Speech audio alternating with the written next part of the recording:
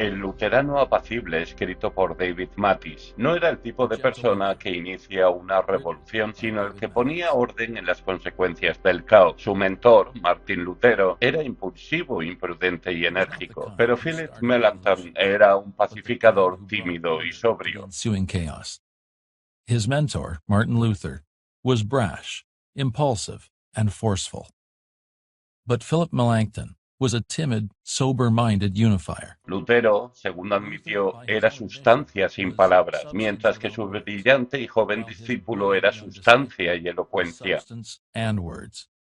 Luther had little concern for precision or guarding Lutero no against se preocupaba misconception. mucho por la precisión ni por evitar los conceptos erróneos. Melanchthon hacía de los matices su fortaleza. Lutero decía que usaba una lanza, mientras que Melanchthon usaba alfileres y agujas. Lutero fue un pionero que atravesaba siglos de supersticiones con su machete apostólico. Pero Melanchthon, como Bullinger en Zúrich y Calvino en Ginebra, desempeñó el papel sereno y organizado que allanó el camino protestante para las generaciones posteriores. Of the calm, collected, systematic, grading the Protestant path for generations to come. Fue el reformador silencioso y un complemento adecuado para el ruidoso y bullicioso Lutero. Pero Melanchthon no solo era conocido por su tranquilidad y serenidad, sino que en ocasiones demostraba un temperamento explosivo. No solo era incansablemente curioso y un experto en muchos temas, sino que también era extrañamente supersticioso. Como todo pecador, era su propia mezcla inconsistente de virtud y vicio. Dios estaba dispuesto a trabajar con eso. Nació en 1497 en el suroeste de Alemania. Él era sobrino del renombrado humanista Johann Reuchlin, quien sugirió en la tradición humanista que el joven Philipp cambiara su apellido de Schwarzerd, Tierra Negra, al helenizado Melanchthon. Who suggested, in the humanist tradition,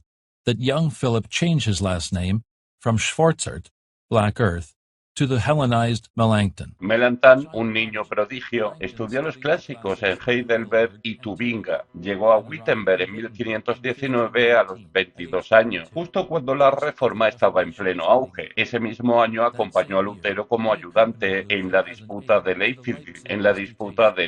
En 1521 publicó la primera edición de sus Loci-Communes, conceptos básicos, que comenzó como un comentario sobre romanos y buscaba vincular la teología cristiana inspirada por Lutero con el texto bíblico, en vez de las categorías filosóficas de la erudición medieval. Mientras ardían los fuegos de la Reforma, Melanchthon estuvo al lado de Lutero en 1529 en Marburgo y en su lugar en 1530 en Augsburgo, donde representó la causa luterana e incluso redactó la Confesión de Augsburgo, ya que Lutero era un proscrito y no podía asistir.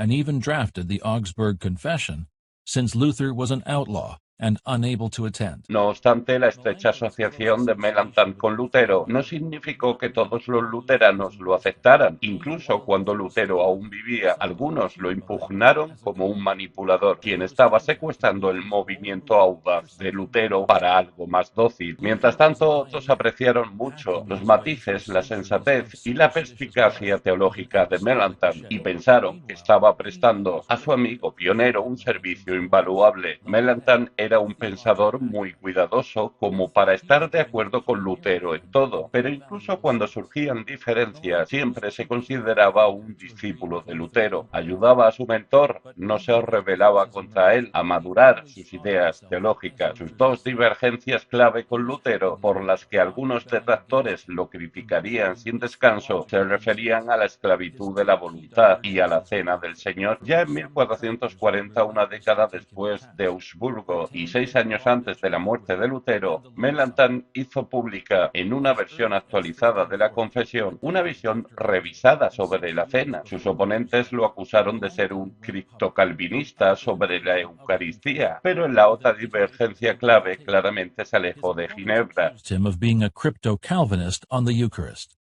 However, in the other key divergence, he clearly moved away from Geneva. Melanchthon rechazó la doble predestinación, que consideraba una consecuencia necesaria de la postura de Lutero sobre la voluntad. Sospechaba que al menos algunos de los seguidores de Lutero estaban yendo muy lejos en su concepto de la esclavitud de la voluntad. Con el paso de los años, incluso después de la muerte de Melanchthon en Wittenberg en 1560, el reformador silencioso ganó en uno de sus principales desacuerdos y perdió en el otro. Con la fórmula de la Concordia de 1577 y el libro de la Concordia de 1580, la ortodoxia luterana se manifestó al minimizar la relevancia de la doctrina de la predestinación con Melanchthon y afirmar la presencia real en la Eucaristía en contra de Melanchthon. Desde una perspectiva reformada, ambas decisiones fueron en la dirección equivocada y explican las diferencias clave con los luteranos de hoy. Diríamos que Concordia habría estado mejor si hubiera considerado a Melanchthon sobre la cena y a Lutero sobre la voluntad. En el resumen final, Melanchthon se convirtió en el líder intelectual de los luteranos. No solo fue el primer teólogo sistemático de la Reforma y uno de sus personajes más importantes, sino que diseñó sistemas educativos que dieron al luteranismo poder de permanencia no solo en sus días inestables, sino también en los tiempos aún más turbulentos que vendrían. Dios hizo buen uso de los dones, peculiaridades e incluso inconsistencias de Melanchthon para reforzar la teología de la Reforma como una fuerza que cambiaría el mundo. And even inconsistencies to good use,